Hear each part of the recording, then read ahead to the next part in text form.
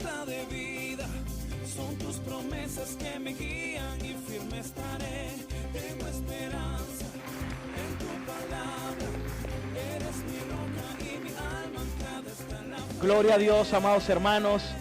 Dios les bendiga a todos. Qué alegría verles hoy en esta mañana. Feliz comienzo de semana. Sean todos bienvenidos, pueden tomar asiento. Todos los que nos acompañan en este día a nuestra segunda reunión. Queremos darle la bienvenida a los que están conectados a nuestro canal de YouTube. Muchas bendiciones, saludos, un abrazo. Y si alguien viene hoy por primera vez, queremos que se sienta en familia, en casa. Y hoy quiero continuar con nuestra serie expositiva del Evangelio de Juan. Vamos ya por el capítulo 8 del Evangelio según San Juan. Y la semana pasada, no sé si algunos se recuerdan de los que, bueno, creo que la mayoría se recuerda porque seguramente vino la mayoría. Hablamos de aquel versículo cuando Jesús dijo: mi doctrina no es mía, sino la del Padre que me envió. El que quiera hacer la voluntad de Dios, conocerá si la doctrina viene de Dios. En otras palabras, quien verdaderamente quiera hacer la voluntad de Dios, Dios se le revelará y le iluminará la palabra para que pueda comprenderla. Y llegamos a una conclusión, que una iglesia hermosa no es hermosa porque tenga buenos asientos, buenos aires, pantallas, etcétera. Porque realmente esa no es la iglesia somos nosotros. Una iglesia bonita tampoco es necesariamente donde haya mucha gente. Porque a veces puede haber peregrinaciones largas sin conocer a Dios y sin saber a qué están buscando o adorando. Una iglesia es bonita o hermosa delante de Dios si realmente están allí porque aman a Dios y porque quieren conocer y hacer la voluntad de Dios. Por eso cada vez que nos reunimos debemos venir con la intención de clara de por qué vengo, por qué me congrego, por qué soy iglesia, porque amo a Dios y porque quiero conocerle, porque quiero hacer su voluntad, porque quiero vivir en conformidad con Él, quiero agradarle. ¿Cuántos dicen amén a eso? Amén. Y hay un texto, una historia mejor dicho también, en el libro de Éxodo,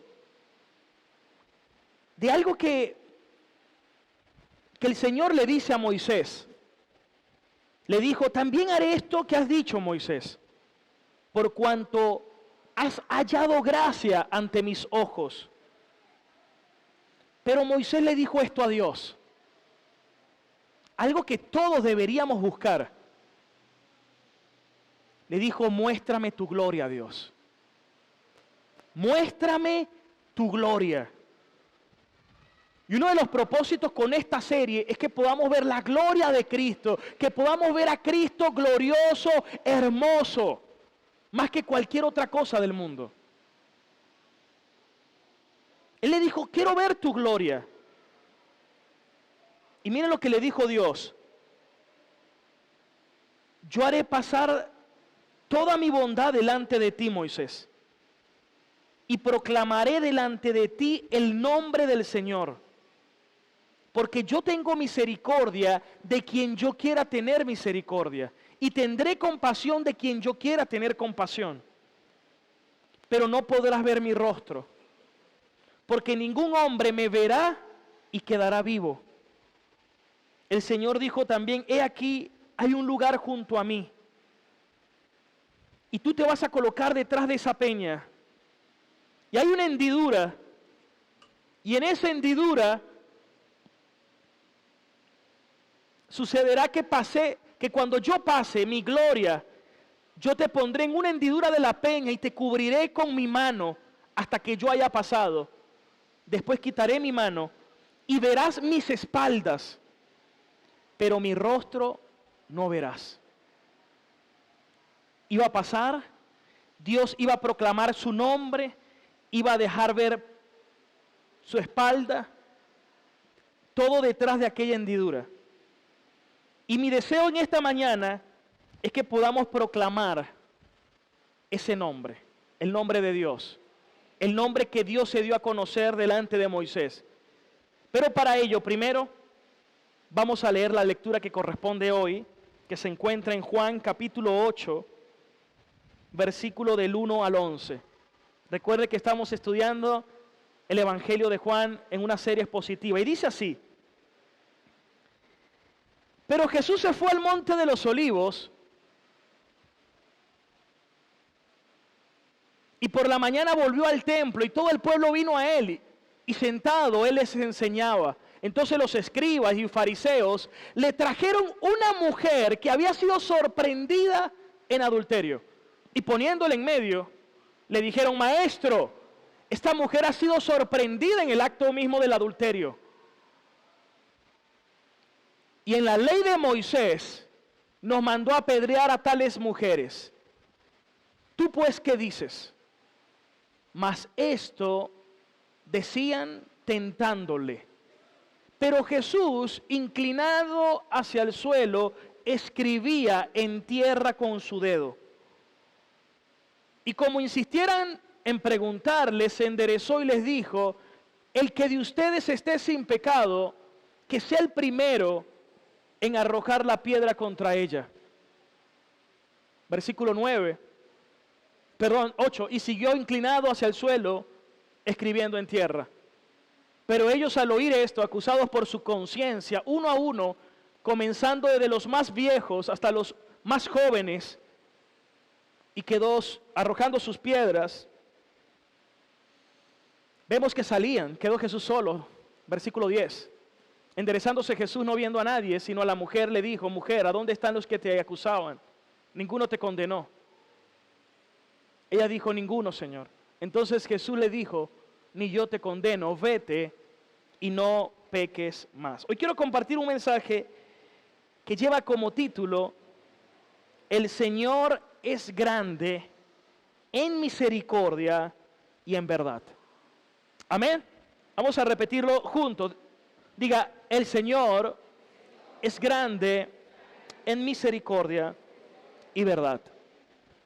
Hermanos, lo primero que quiero explicarle en esta mañana, porque ustedes dijeron que ustedes aman al Señor, que quieren hacer su voluntad, es que te quiero dar un principio fundamental para interpretar la Biblia.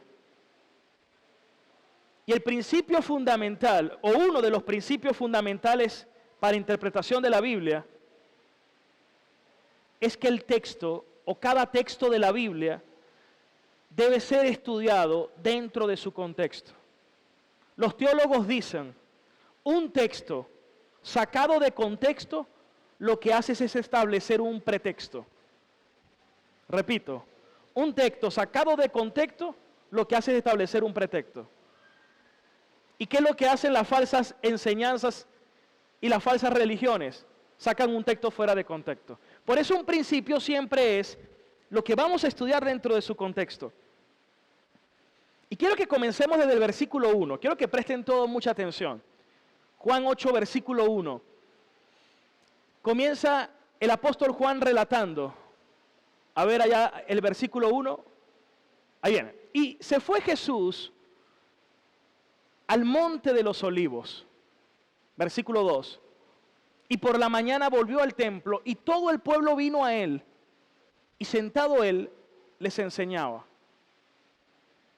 Lo primero que quiero decirte en esta mañana es que Jesús continuamente se apartaba para un lugar secreto. Jesús continuamente se retiraba y se apartaba de todos para dedicarse a la oración. Pasaba horas en oración al Padre. Como aquel texto que dice: y levantándose muy de mañana, siendo aún muy oscuro, se iba a un lugar desierto y allí oraba. Vemos cómo Jesús le da una verdadera relevancia a la oración. Cómo para Jesús la oración era algo tan importante y fundamental en su vida. Porque Él quería que todo lo que dijera o lo que hiciera fuera en conformidad y en comunión con el Padre. Como tal sucedió.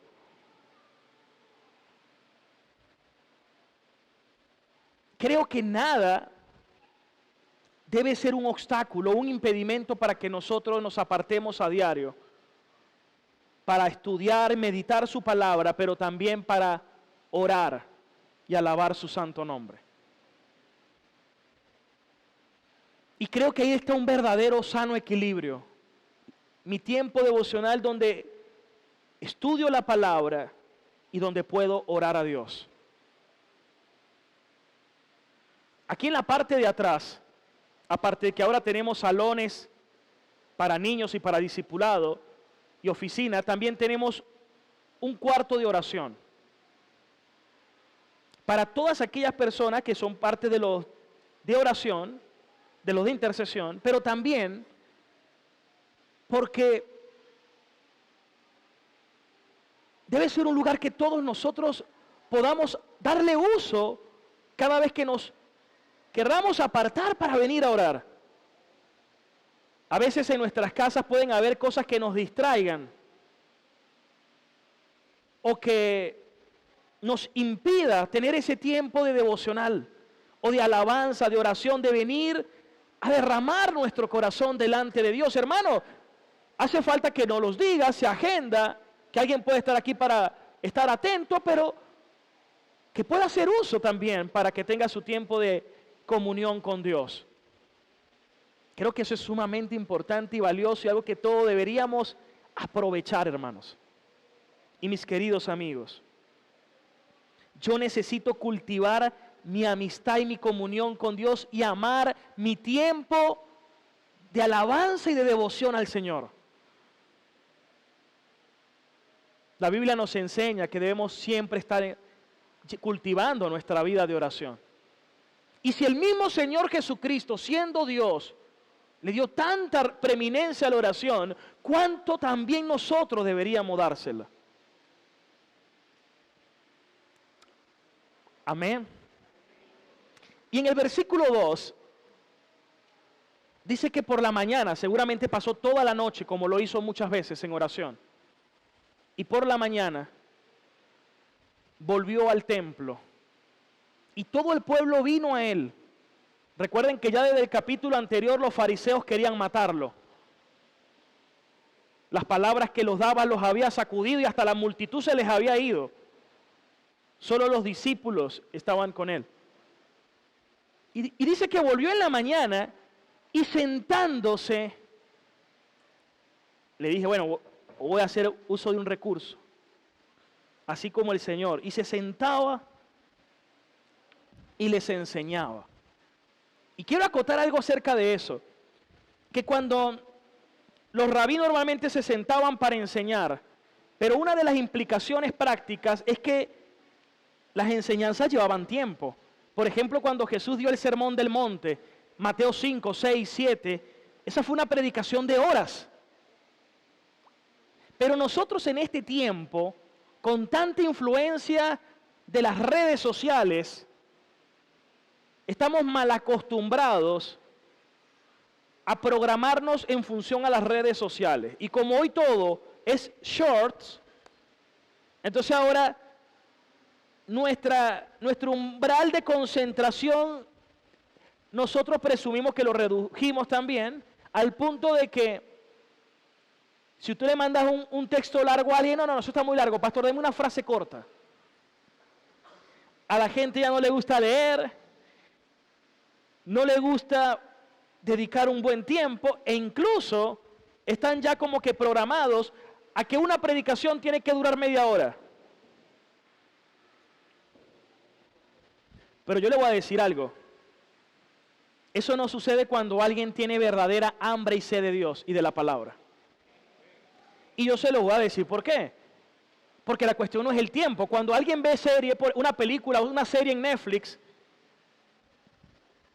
y puede quedarse 3, 4, 5 horas, 6 horas seguidos, 7 horas viendo una temporada, 2. Pero entonces la cuestión no es en sí el tiempo, sino realmente mi disposición y hambre por eso que estoy recibiendo. Y yo les quiero decir otra cosa. A veces hay personas que me preguntan, pastor, deme una respuesta rápido acerca de esto. Y a veces se las intento dar, pero otras veces le digo no puedo. Te invito a que nos tomemos un café, a que vengas y nos reunimos. Porque difícilmente en 5 minutos o en 2 minutos te voy a dar una respuesta completa. Porque si te la doy corta me vas a malinterpretar seguramente.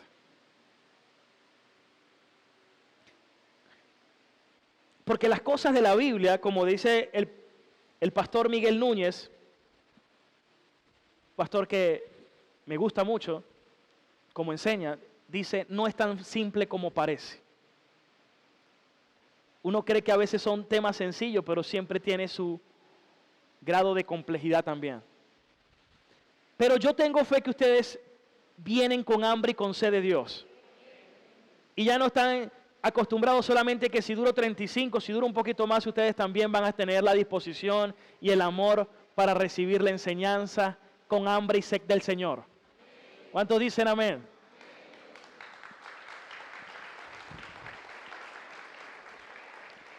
Vámonos con el versículo 3. Miren cómo dice. Esta es una historia muy conocida. Dice que Jesús estaba enseñando y lo interrumpieron. Y vienen otra vez los fariseos que siempre buscaban orquestarle una trampa. Y le trajeron una mujer sorprendida en el adulterio poniéndola en medio.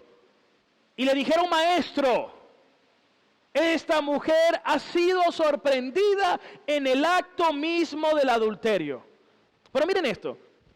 Lo primero que le dicen es, maestro. Ellos fingían respeto. Ellos fingían que amaban y respetaban al Señor o que lo consideraban su maestro. Era simplemente algo que los fariseos hacían mucho. Adulaciones.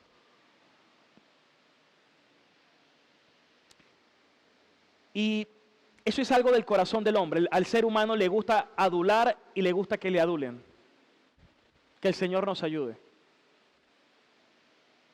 A los fariseos, ¿qué le digo? Les encantaba las adulaciones. Les encantaba que todos tuvieran que ver con ellos, saludarlos. Pero le voy a hacer una aclaratoria. Por eso es que la Biblia se estudia dentro de su contexto.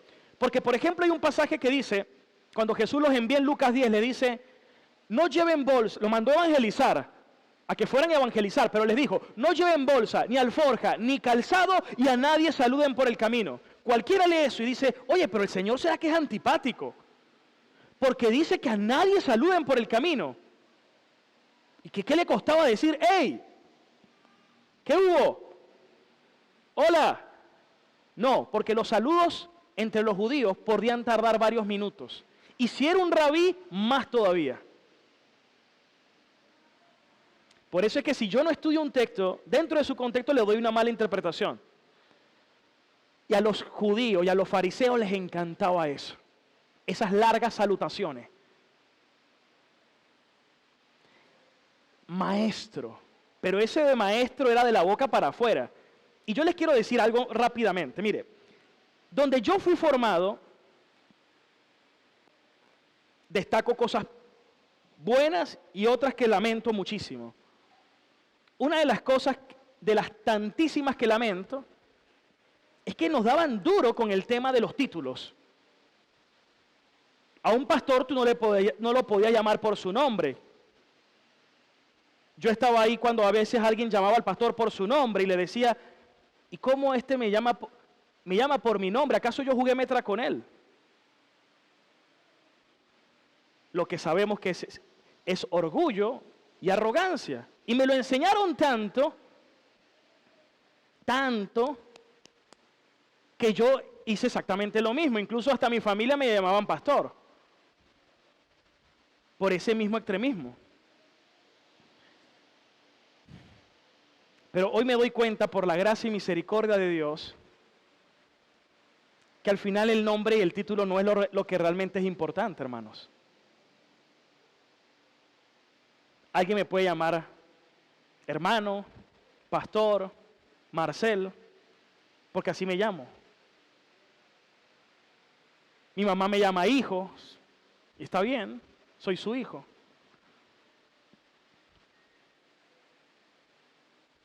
Pero eso se ha metido y ha hecho tanto daño. Porque a los hombres les gusta eso. Y hoy eso es lo que está de moda. El apóstol, el profeta, y bueno, y cada vez sacan cada vez más cosas. Pero lo que hacen no es para el servicio, sino para exaltar al hombre. Escuchen esto. A Jesús le decían allí maestro. Pero ¿ustedes creen que realmente lo estaban reconociendo como maestro? No, si hasta le estaban montando una trampa. Alguien me puede llamar pastor y por detrás puede que me esté acuchillando. Mientras que alguien me puede llamar por mi nombre, pero me reconoce como su pastor. Al final, ¿qué es lo importante, hermano? Realmente el verdadero sentido de lo que hacemos. No en sí un título. Al fin de cuentas, somos siervos y somos lo que somos por la gracia de nuestro Señor Jesucristo. Gloria a Dios. Sinceramente, lo que a mí no me gusta, si le soy sincero, es los diminutivos. Hermanito. Porque a veces pareciera que lo dijeran peyorativamente, pero en el amor del Señor uno aprende a amar y a soportar a las personas. Ahora, sigamos leyendo. Maestro, esta mujer ha sido sorprendida en el acto mismo del adulterio. Ahora mire cómo le hacen, cómo se la arman. Y sabemos que según la ley de Moisés, hay que apedrearla a tal mujeres. Tú pues, ¿qué dices? Miren la trampa también montada, porque si el Señor decía, hagan lo que la ley de Moisés dice, entonces los romanos lo iban a acusar de ejecutar esa pena máxima cuando solamente los romanos eran los que tenían esa potestad. Por eso fue que a Jesús luego se lo trajeron a Pilatos. Porque solo Pilatos lo podía matar y ellos no. Pero ¿qué pasaba por el otro lado si Jesús decía, no la maten? Porque Jesús tenía fama de estar siempre junto, cercano a publicanos y rameras. Es más, tenía esa fama porque nada más y nada menos que uno de sus discípulos cercanos era un expublicano, Mateo. Y comía con él, andaban con él, y Jesús andaba con ellos. Seguramente tenían que podía Jesús inclinarse más a esa. Y si hacía eso, iban a inculpar a Jesús de violar la ley de Moisés y decir, es un falso profeta. Porque está yendo en contra de la ley de Moisés. Estaba la cosa bien montada, ¿no? ¿Tú qué dices? Versículo 6. Mas esto decían tentándole para poder acusarle. ¿Era buena la intención? Ellos traían una buena intención. De ninguna manera, todo lo contrario. Ellos querían cumplir la ley de Moisés. No. Lo que lo dominaba era su celo religioso, era su rabia. Y no el espíritu de la ley, como dirían los abogados. Pero dice, que Jesús, inclinado hacia el suelo, escribía en la tierra. Muchos comentaristas especulan que estaba escribiendo. No, estaba escribiendo el número de los pecados de los fariseos, no lo dice el texto. No, estaba escribiendo los versículos correspondientes a ese caso, no lo dice el texto. Lo que sí sabemos es que el que escribió la ley o la promulgó estaba ahí también delante de ellos, porque Jesús es Dios. Él es el Señor, el gran yo soy. Pero escuchen esto, yo no puedo decir que estaba escribiendo porque la Biblia no lo dice. Y un principio de la interpretación bíblica es que donde la Biblia calla, yo debo callar. ¿Cuántos dicen amén? Sigamos leyendo, versículo 7. Y como insistieran en preguntarle, se enderezó y les dijo: el que de ustedes esté sin pecado, sea el primero en arrojar la piedra contra ella. Mire, este versículo creo que casi todos no lo sabemos de memoria, ¿sí o no? Es más, este versículo lo citan muchas veces la gente que no cree en Dios y que no es cristiana. Porque cuando van a decir algo, bueno, el que esté libre de pecado que lance la primera piedra. ¿Sí o no? Es decir que ese versículo se lo sabe casi que el globo terráqueo. Pero ¿cómo lo interpreta la gente? Es más, seguramente lo interpretaste como muchas veces yo también lo había interpretado. ¿Cómo yo lo había interpretado? Oigan esto. Que nadie puede lanzar la piedra. No hay alguien que pueda lanzar la piedra. ¿Por qué? Porque todos son pecadores. Y como todos somos pecadores, ¿quién va a lanzar la piedra, pues? Por ende, nadie debe lanzar la piedra. ¿Quién dice amén? No, eso está mal. No pueden decir amén a todo.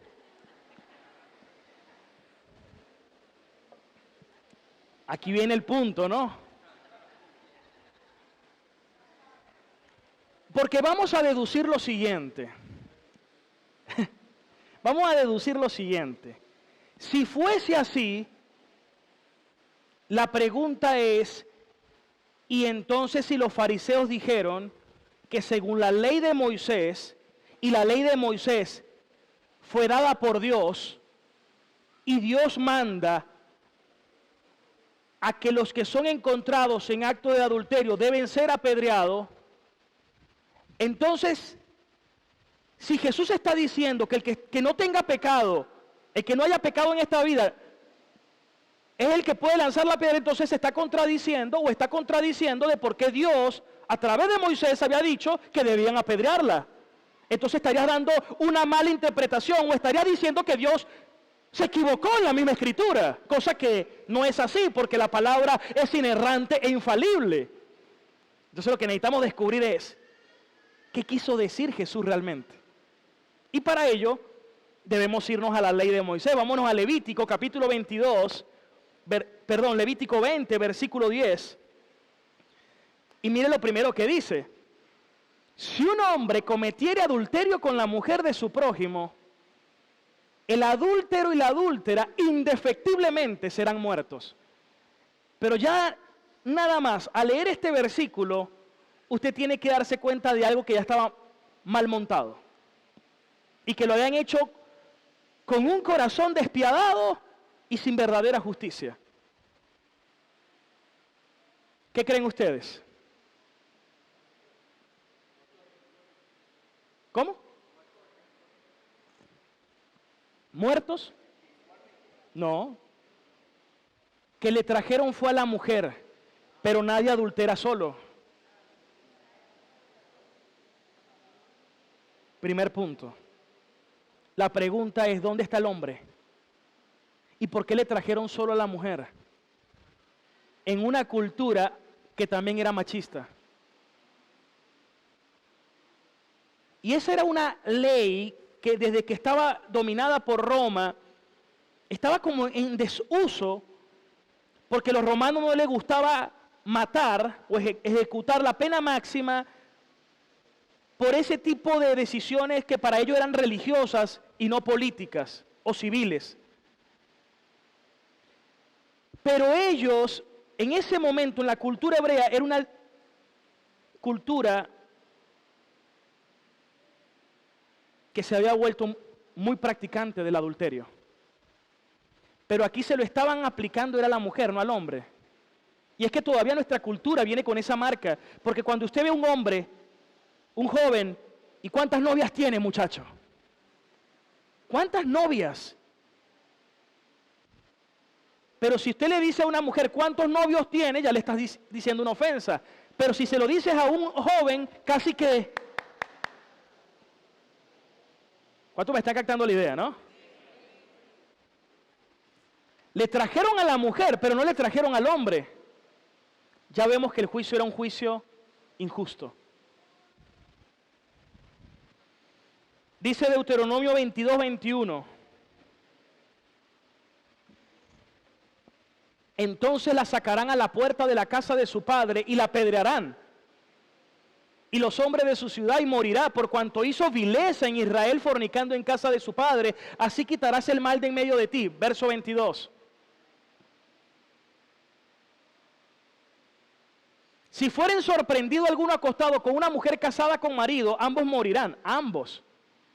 El hombre que se acostó con la mujer y la mujer también. Y así quitarás el mal de Israel.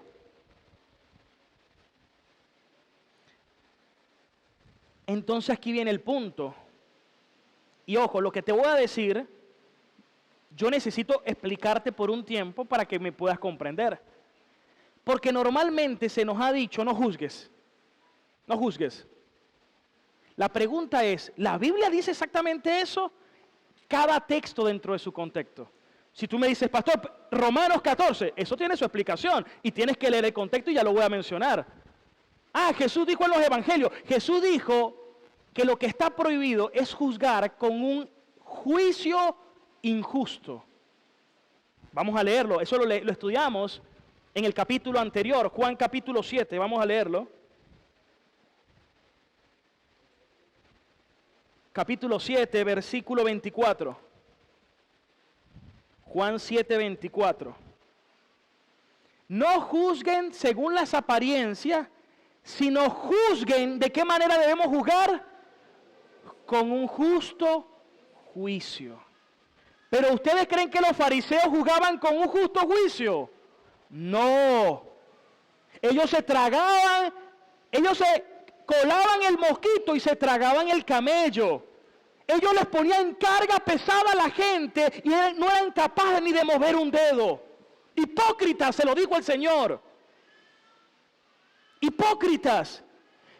Jesús en ese capítulo mostró misericordia con la mujer adúltera, pero con los fariseos los confrontó duro. Y Jesús juzgaba con juicio justo.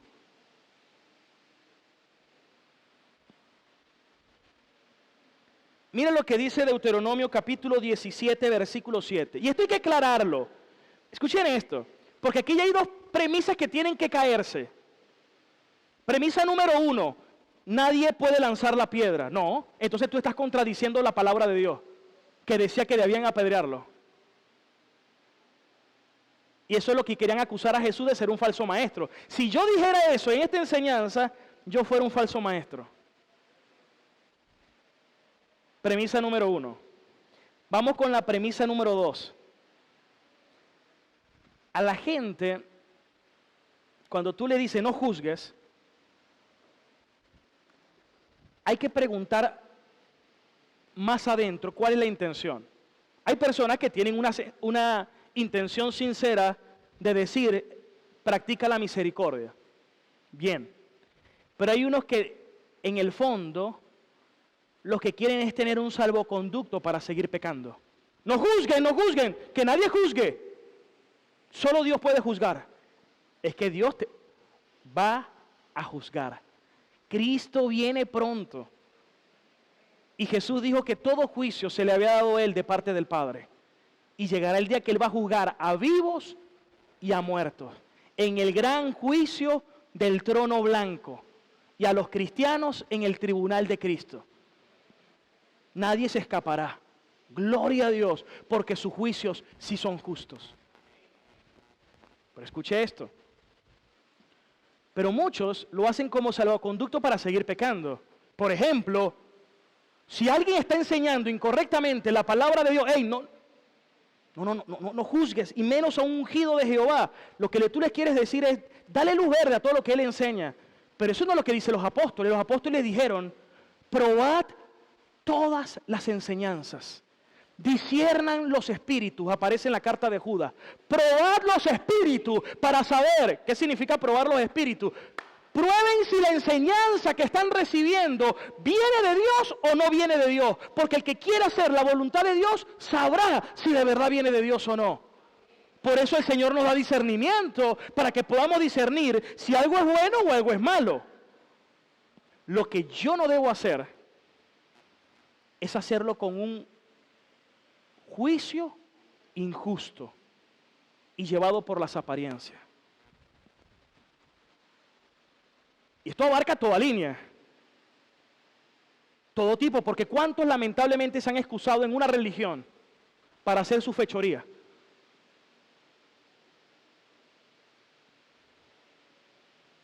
No, hermanos. Por eso en la Biblia incluso aparecen nombres específicos que tenía que advertir a la iglesia de los falsos maestros. Sin embargo, prefiero predicar lo que somos y no lo que no somos. Continúo con el texto, pero solamente le hago la advertencia. Veamos otro aspecto del mal juicio que hicieron. Deuteronomio 17:7. ¿Quiénes deberían haber sido los primeros en arrojar la piedra? No, vamos a leer la ley.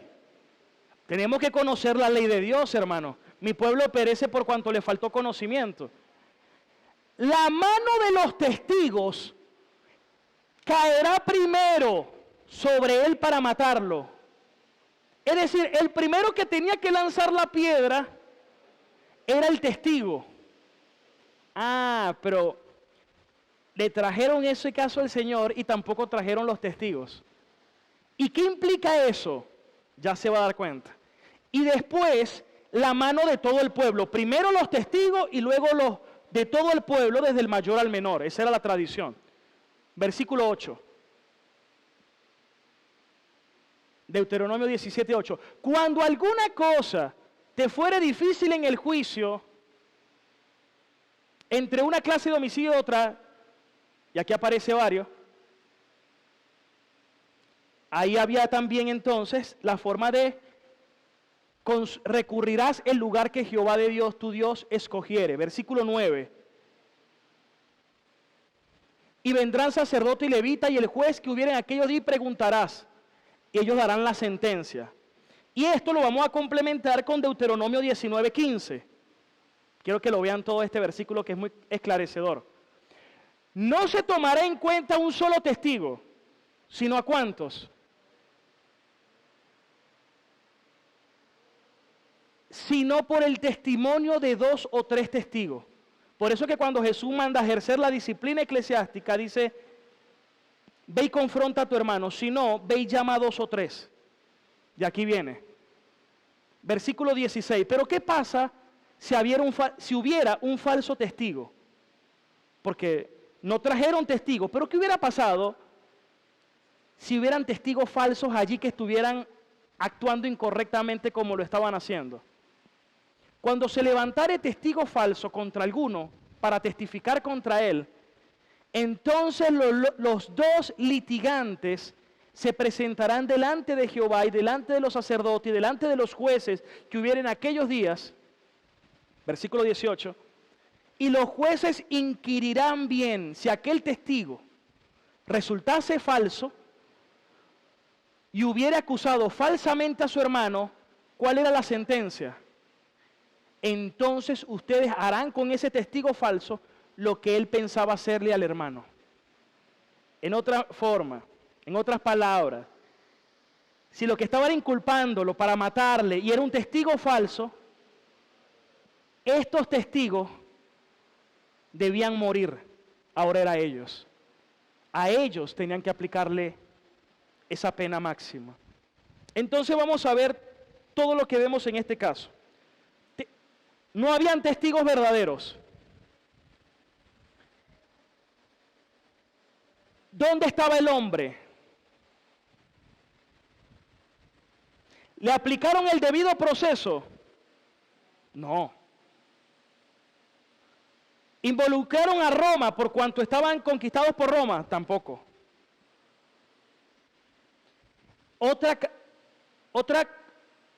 Otro punto que se tenía que cumplir aquellos que estaban acusando es que ellos no participaban de eso. Es decir, si había un adúltero entre ellos que estaban acusando, tampoco les era permitido porque también para ellos era la pena de muerte.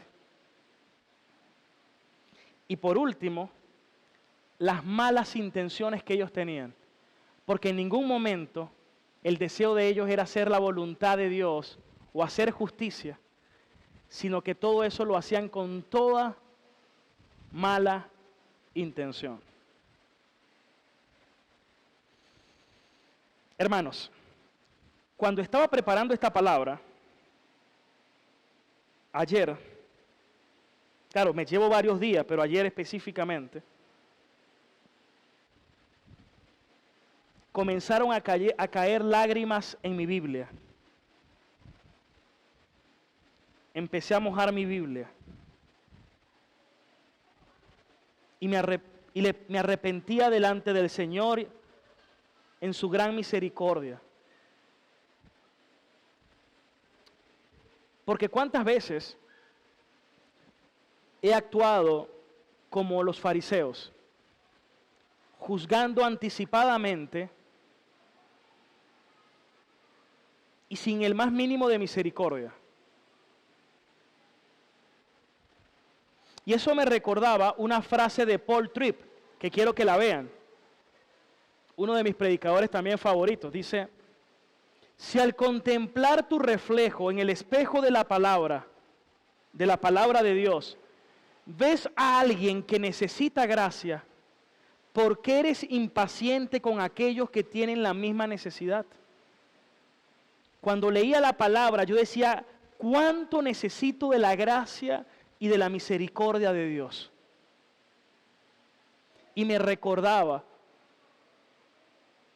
¿por qué eres impaciente con otros? He dicho muchas veces que uno de los pecados que más cometo, muchas veces están relacionados con la impaciencia.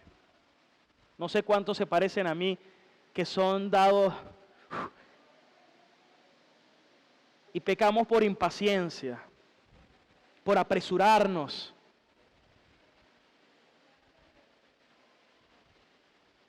Cuando nos cargamos o estresamos. Ese es otro de mis pecados favoritos. Así como la película Mi villano favorito, no, mi pecado favorito. Cuando me lleno de angustia. La angustia también es un pecado. El temor, la duda, esos son pecados.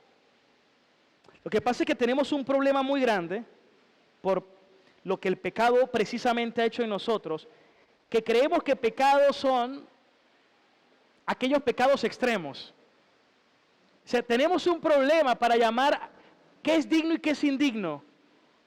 Porque pecado no es solamente una borrachera, droga, alcohol, sexo ilícito, ojo.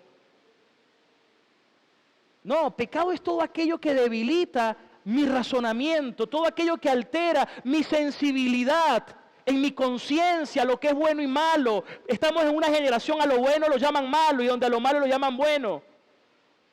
Pecado es todo aquello que oscurece mi apreciación acerca de quién es Dios, que Él es santo, santo, santo. Porque a propósito, cuando leemos este tipo de texto, ¿sabe qué pensamos? Ay, esos fariseos, es más, tan fácil que fue para Jesús. Levántate, yo no te condeno. Ya vamos a ver que eso no era fácil, ni gratis, ni barato. Eso fue un alto costo. Pero estamos en una época donde el pecado lo vamos reduciendo. O los religiosos queremos llamar pecado lo que no es pecado. Por el mismo legalismo del corazón. Pecado es todo aquello que quita mi pasión por las cosas espirituales. No, me quedé viendo la Fórmula 1. Eso se te volvió un pecado. Cuando la Biblia dice que nosotros el primer día de la semana, ¿acaso no dice que debería ser para congregarnos, pues? ¿Dónde está tu verdadero deseo por hacer la voluntad de Dios?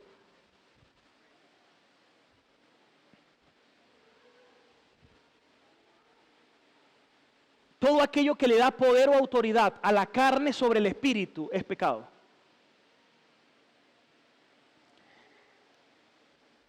Pero volviendo a meditar en todo esto, me daba cuenta y le decía, Señor,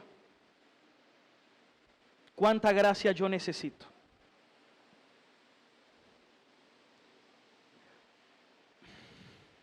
Pero como quiero que veamos el cuadro completo, la Biblia enseña que nosotros como iglesia debemos juzgar. Sí, lo que no debemos hacerlo es con un juicio injusto. Por ejemplo, 1 Corintios 5, vamos. Versículo 3. 1 Corintios 5, 3. Es más, vamos a leerlo desde el 1. De cierto, dice Pablo en una carta, que se oye que hay entre ustedes fornicación. Fornicación tan terrible que ni aún entre los gentiles que no conocen al Señor se nombra, tanto que alguno tiene la mujer de su padre. Estaban dando de qué hablar en una cultura que era muy fornicaria como era la de Corinto. Tanto que de fornicar le decían corintiarizar. Anda corintiarizando. Y había uno que era disque hermano, un pseudo hermano, pero que se estaba acostando con la mujer de su papá. Versículo 2. Y ustedes están envanecidos, dice Pablo. ¿No debieron más bien haberse lamentado para que fuese quitado de en medio de ustedes el que cometió tal acción? Versículo 3. Ciertamente yo, aunque no estoy con ustedes en el cuerpo, pero sí estoy con ustedes en el espíritu, yo he juzgado al que ha hecho tal cosa. Versículo 4. En el nombre de nuestro Señor Jesucristo, reúnanse como iglesia, ustedes y mi espíritu con el poder de nuestro Señor Jesucristo, y el tal sea entregado a Satanás. Ya va, ¿cómo que entregado a Satanás? Bueno, ese es un hebraísmo para decir que fue excomulgado de la iglesia, porque desde el punto de vista bíblico, los que pertenecen a la iglesia del Señor están bajo la cobertura de Dios, no de mí, de Dios, que es el que da cobertura. La iglesia da por hecho que si alguien es sacado de la iglesia es porque la persona está fuera del cuerpo, está excomulgada, está fuera de la cobertura, ha sido entregado a Satanás. Por eso que eso de que yo soy llanero solitario, no, pastor, ya va, yo soy el agente 00 solo. No, yo soy el llanero solitario. Eso no es bíblico. No hay ese modelo en la Biblia.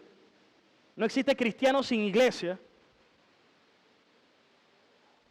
Pero sabemos que el hombre tiene aversión muchas veces. Porque no, quiero estar solo. No, hermanos. Somos un cuerpo. Yo soy pastor, pero antes de ser pastor, soy oveja. Y también yo tengo que estar en una iglesia y debo dar cuenta. Los unos a los otros. ¿Cuántos están captando el mensaje? ¿No? El tal se ha entregado a Satanás para la destrucción de su carne. Ojo, la intención era buena. Porque dice, a fin de que sea salvo en el día del Señor Jesús. En otras palabras, para que se arrepienta. Cuando alguien es excomulgado, una de las motivaciones es que pueda, en medio de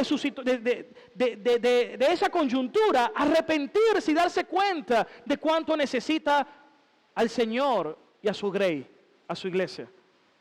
Versículo 6.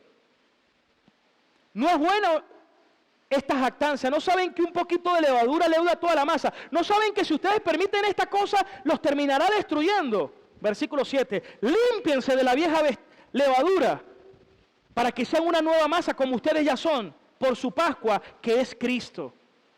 Cristo es nuestra Pascua. Por eso ya nosotros no celebramos la Pascua, celebramos la cena del Señor. El bautizo y la cena del Señor. No la Pascua. Ya nuestra Pascua es Cristo. Cristo es el fin de la ley, el cumplimiento. Y ya fue sacrificada por nosotros, lo dice el mismo texto. Por eso es que aquellos que todavía siguen que con fiesta de primicias, hermanos, nosotros ya no estamos bajo el antiguo pacto. Y si guardas las primicias, ¿por qué no guardas las 7 fiestas? ¿Y por qué no guardas los reposos? Porque es una contradicción. Seamos coherentes y consistentes con lo que creemos y predicamos, ¿no? Porque si no caemos en la hipocresía de los fariseos. Que Dios nos ayude en su infinita misericordia. Así pues, que celebremos la fiesta, pero aquí ya se está refiriendo a celebremos a Cristo, no con la vieja levadura, ni con la levadura de la malicia y de maldad, sino con panes sin levadura de sinceridad y de verdad. Sigamos leyendo. Les he escrito por carta que con los fornicarios no se junten. ¿Pero cómo? ¿Qué quiere decir eso? Con los de afuera, si todos allá afuera están en fornicación. Leamos lo que dice Pablo. Yo no me estoy refiriendo a los del mundo, o con los avaros del mundo, con los ladrones del mundo, porque entonces sería necesario que nos salgamos del mundo. Me estoy refiriendo a quién, dice Pablo, versículo 11, aquellos que llamándose hermano, ¿sí lo está viendo? Sino aquellos que se hacen llamar ¿qué? Hermano, fuere fornicario, avaro, idólatra, maldiciente, borracho, ladrón, con tal ni se junten ni coman. Este es Pablo. Pero aquí lo está haciendo con un justo juicio. Mientras que los fariseos, no. Y al final del capítulo, Pablo dice, a los de afuera los juzgará Dios. ¿Acaso ustedes no deberían juzgar este caso? Ustedes que son espirituales. Pero los fariseos veían facilito el pecado de los demás, pero no veían su pecado. Así es el religioso. Era más fácil de ver la paja del hermano que la viga de su propio ojo.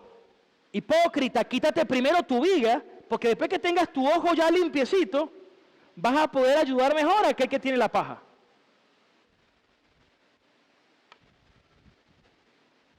Por aquí llegué a un punto que quería llegar. Escuchen esto. ¿Cómo hacer un justo juicio? Romanos 13:8, Pablo dice, ¿cuál es el cumplimiento de la ley? Vamos a verlo. A ver, todos por aquí. Vamos a leerlo. A la cuenta de 3 todos juntos. A ver, 1, 2, 3. No deban a nadie nada. Es decir, paguen sus deudas. Sino ámense los unos a los otros. Porque el que ama al prójimo ha cumplido la ley. Sigamos leyendo. Porque no adulterarás, la ley moral, los 10 mandamientos. No adulterarás, no matarás, no robarás, no dirás falso testimonio, no codiciarás. Y cualquier otro mandamiento en esta sentencia se resume. Amarás a tu prójimo como a ti mismo. Versículo 10. El amor no hace mal al prójimo porque el cumplimiento de la ley es el amor. ¿Qué es lo que debe motivar en un juicio a hacer justicia? El amor. Escuche esto. Mira lo que dice Mateo 23, 23, cuando Jesús llegó a hablar del diezmo en el antiguo pacto. Mateo 23, 23. Hay de ustedes, escribas y fariseos hipócritas, porque ustedes diezman la mente, el eneldo y el comino, pero dejan lo más importante de la ley. Hermanos, ¿qué es lo más importante de la ley según esto? La justicia, la misericordia y la fe. Le hago la pregunta. Cuando los fariseos le trajeron a Jesús la mujer adúltera, ¿lo hicieron con amor? ¿Lo hicieron con buena intención? ¿Lo hicieron con justicia? ¿Lo hicieron con misericordia? ¿Lo hicieron con fe?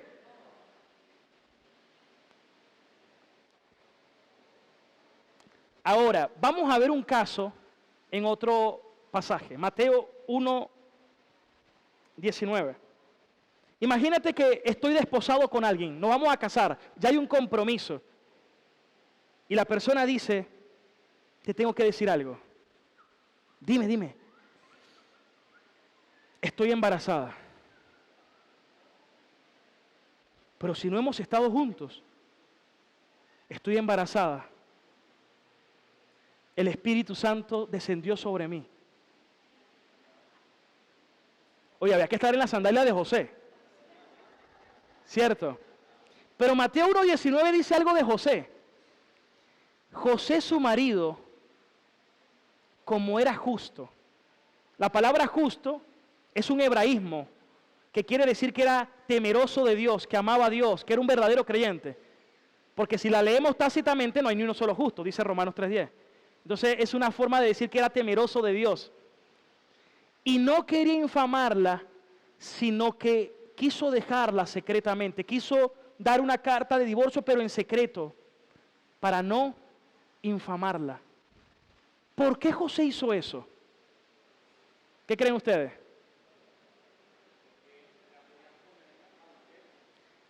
Claro, José hizo eso, número uno, porque era temeroso de Dios y porque amaba a María.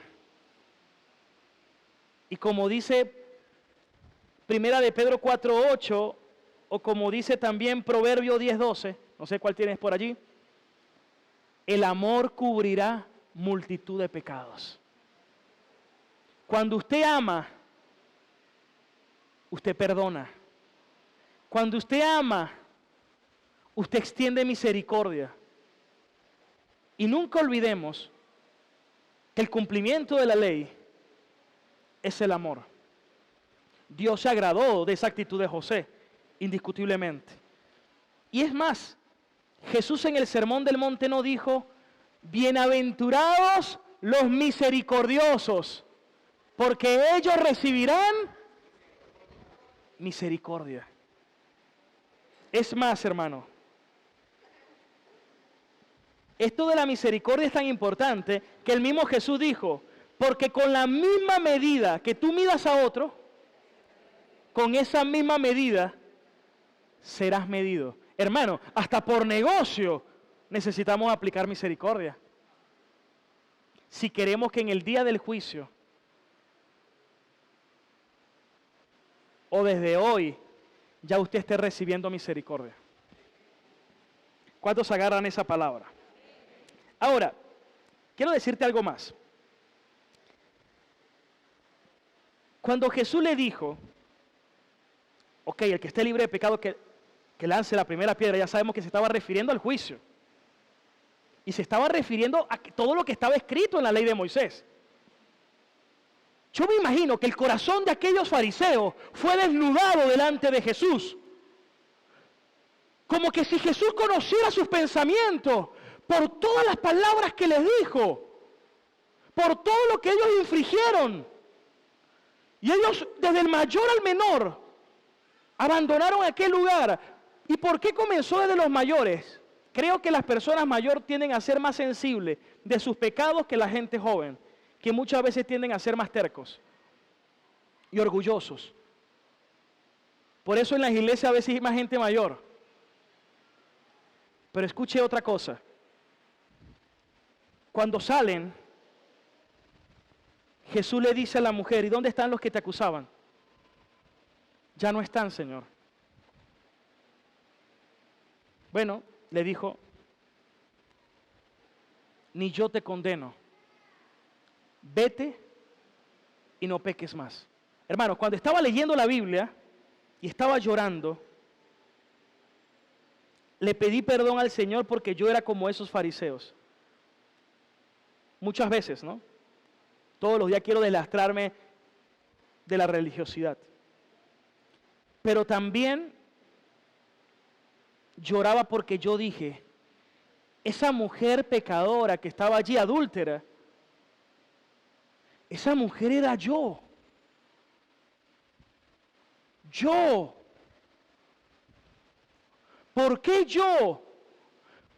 Porque es verdad, ellos le armaron un mal juicio. No podían condenarle. Pero Jesús sí. Y él dijo, yo no he venido a abolir la ley, yo he venido a cumplirla. Entonces ya va. ¿De qué manera Jesús estaba cumpliendo la ley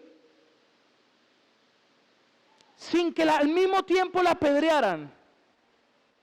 La única forma era que Jesús tenía que pagar la deuda de ella. En otras palabras, cuando Jesús le dice, no peques más, mujer. Primero le dijo, yo no te condeno. Jesús en su primera venida vino para salvarnos. En su segunda venida viene para juzgarnos. Pero escuchen esto. Esas palabras de yo no te condeno no son palabras baratas, como muchas veces tú lo habías leído a lo mejor. Era un alto precio, porque Jesús tuvo que pagar por eso. ¿Qué precio? Alguno me dirá, la cruz. Hermanos, lo más duro de la cruz no son los clavos. Lo más duro de la cruz no son los látigos. ¿Quieres saber qué es lo más duro de la cruz? Miren la frase que les traje. Escuchen esto. El de la cruz. Ahí está. ¿Cuán costosas son esas palabras las que Jesús tuvo que pagar por ellas? Porque lo más duro de la cruz no fueron los clavos. Fue llevar la ira de Dios. ¿La ira de Dios? ¿Qué dice Romanos 5:8, por ejemplo? Leámoslo. Pero Dios muestra su amor para con nosotros, que aun siendo pecadores, Cristo murió por nosotros. Versículo 9. Y ahora que ya hemos sido declarados justos y ya no condenados, como le dijo a la mujer, con cuánta más razón por medio de Él seremos salvados del castigo de Dios. Pero ¿cómo lo dice la Reina Valera? Seremos salvados, dice el versículo 9, pues mucho más estando ya justificados en su sangre, por Él seremos salvos de la ira. ¿Cuál ira, hermanos? La ira de Dios, porque Dios dijo, maldito el que quebrante mi ley. Ella tenía que pagar por quebrantar la ley, estaba bajo maldición, pero Cristo se hizo maldición en la cruz, porque maldito es todo aquel que es colgado en un madero. Y Cristo llevó sobre él la ira de Dios. Por eso Pablo dice que Cristo es la propiciación por nuestros pecados. Ahora, quiero que busquen en Google qué significa la palabra propiciación. Y te va a aparecer que era aplacar la ira de Dios. En otras palabras, ¿de qué nos salvó Jesús? De la ira de Dios. Y sabe que la gente afuera, la gente cree que es con el diablo. La gente dice no. La gente cree que en el infierno se van a quien lo va a juzgar es el diablo. No, el diablo también va a estar en el infierno. Dice Apocalipsis que el anticristo, que es la bestia, el falso profeta y Satanás serán arrojados al lago que arde con fuego y azufre, que es la muerte segunda. Bueno, la ira de Dios manifiesta. Cristo nos salvó de la ira y a cambio nos dio la justicia de Dios, la justicia de Cristo. Cristo, que no cometió pecado, por mí se hizo pecado para que yo fuese hecho justicia de Dios y ya la ira de Dios no estuviera sobre mí. Por eso ya Dios no me puede castigar. Él me puede disciplinar y me disciplina, porque el padre que ama a su hijo lo disciplina. Pero el castigo ya lo ejecutó. Ya Él castigó a Marcel en el cuerpo de Cristo, en la cruz, por la fe. Gloria a Dios, hermanos. Gloria a Dios.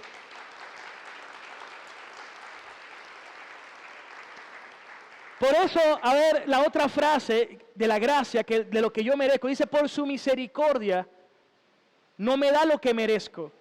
Esta mujer, por la misericordia de Cristo, no recibió lo que merecía. Yo no recibí lo que merecía. Y por su gracia, Él me da lo que yo no merecía. Soy salvo por su gracia y no por mis obras, para que nadie se gloríe. Entonces cuando Jesús le dice, ni yo te condeno, son las palabras que le dijo a Moisés. Yo tendré misericordia de quien yo quiera tener misericordia. Y yo me compadezco de quien yo me quiera compadecer. Yo dije, yo soy esa mujer que merecía también ser condenado. Pero por su gracia me ha salvado. Entonces yo le quiero decir algo, escuchen esto. A ver la hora. Me quedan menos de 15 minutos. No, duró menos, tranquilo. Escuchen esto.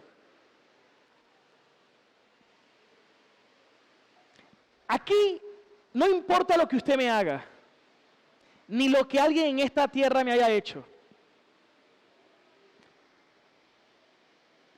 El perdón, si alguien me ha faltado, hermano, los perdono con todo mi amor. Y ojo, no lo estoy diciendo porque alguien aquí me haya hecho algo, no, lo digo para decirles que cuando yo comparo todo lo que Dios me ha perdonado, no hay nada que alguien me pueda hacer que yo no pueda perdonar por la gracia de Dios. Nada. Porque Jesús dijo, el que mucho se le perdona, mucho ama. Y por eso amo al Señor. Y quiero amarlo cada día más. Porque me doy cuenta de cuánto el Señor me rescató y me perdonó. ¿Cómo no te voy a perdonar? ¿Cómo no te voy a perdonar? Las personas que les cuestan perdonar es porque todavía no han comprendido la gracia del perdón. No han comprendido cuán grande es el amor y la misericordia de Dios. Para que Jesús le haya dicho a esa mujer, ni yo te condeno, Él llevó, a Él se le cargó esa deuda. Y cualquiera lee ese pasaje y pasa de largo. Ay, sí, levántate. No, la justificó. Y no solamente la justificó, sino que la santificó porque le dijo, no peques más. Él me justifica, me salva, pero me da su Espíritu Santo para que yo ahora practique sus mandamientos. Y viva para Él, para agradarle a Él. Porque Jesús dijo, porque el que me ama, guarda mis mandamientos. Te quiero hacer varias preguntas ya para finalizar. Lo primero, ¿crees que has sido perdonado? ¿Crees que la gracia del Señor te alcanzó? ¿Reconoces que también tú eres esa mujer allí? Y que muchas veces sin darte cuenta has actuado también como los fariseos. ¿Has sido duro con otros y esperas que sean blandos contigo?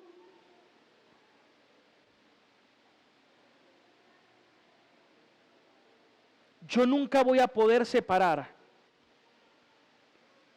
la misericordia y la verdad. O como dice Proverbios, con misericordia y verdad se corrige el pecado. Si usted va a corregir a alguien y usted no está haciéndolo con la verdad, usted es un libertino que está usando la palabra de Dios para pecar. Usted tiene que predicarle la verdad. Es lo que estoy haciendo con ustedes en esta mañana. Pero la verdad tiene que ir acompañada de misericordia. Por eso Salomón decía con misericordia y verdad. Y Pablo decía con conocimiento y bondad.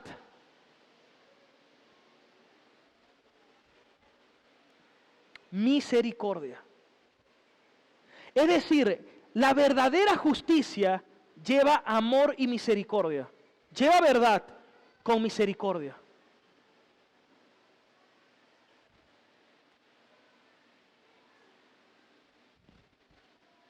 ¿Qué pasa si tú no eres misericordioso en el juicio? Santiago 2:13 te dice qué va a pasar. Leámoslo. Porque juicio sin misericordia se hará con aquel que no hiciere misericordia. Y la misericordia triunfará sobre el juicio. Estamos hablando con la palabra de Dios. Pero hay cosas a veces en la iglesia que algunos le quieren dar un valor absoluto. Escuchen esto. Que dice Colosenses 2, que son rudimentos del mundo, cosas externas que desaparecen con el uso, dijo Pablo, como comida, bebida, vestido. Y a veces hay iglesias que le dan más sentido a eso que al evangelio. En Romanos 14, Pablo está hablando de eso. Porque está hablando de los débiles de la fe y los fuertes en la fe. ¿Y quiénes son los débiles en la fe? Los que te quieren juzgar por cosas que son secundarias. Cuando una iglesia le da valor absoluto a algo que Dios no se lo ha dado, es una iglesia que está pronto a desaparecer. Eso lo dijo John Stott en una ocasión. Y eso es bien importante porque ahí es donde queremos volvernos a veces religiosos.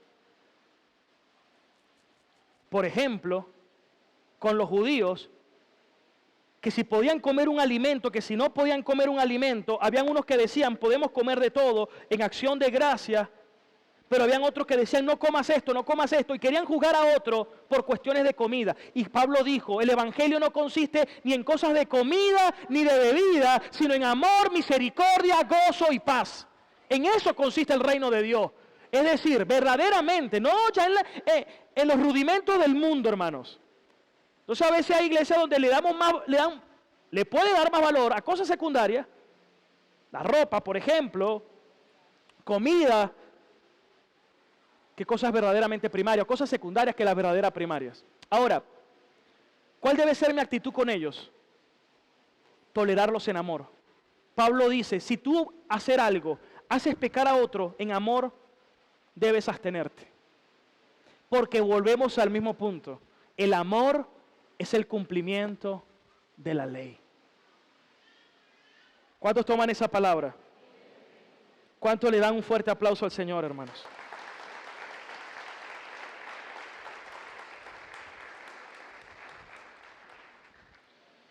¿Cuántos quieren que el Señor extienda su misericordia sobre usted? Finalmente, ¿cómo comenzamos la prédica? Moisés y Dios. Dios se le apareció a Moisés. Moisés estaba detrás de la hendidura. Y Dios pasó proclamando su nombre. ¿Y sabes cuáles fueron las palabras de Dios? Dios grande en misericordia y verdad. Ese es nuestro Dios. El Señor es grande en misericordia y verdad. Ese es nuestro Dios. Y así dio a conocer su nombre. Aquel día Jesús se le reveló a la mujer como el Dios grande de misericordia y de verdad. Dele la gloria al Señor. Vamos a estar de pie.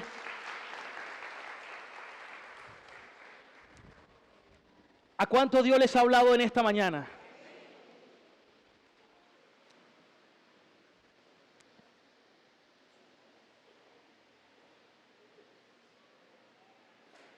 ¿Cuántos están agradecidos con Dios porque Dios le dio su misericordia?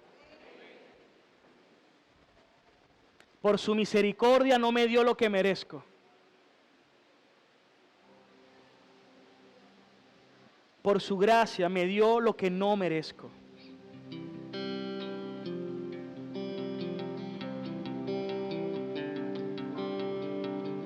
Así como esa mujer merecía ser apedreada, todos nosotros hemos quebrantado su ley.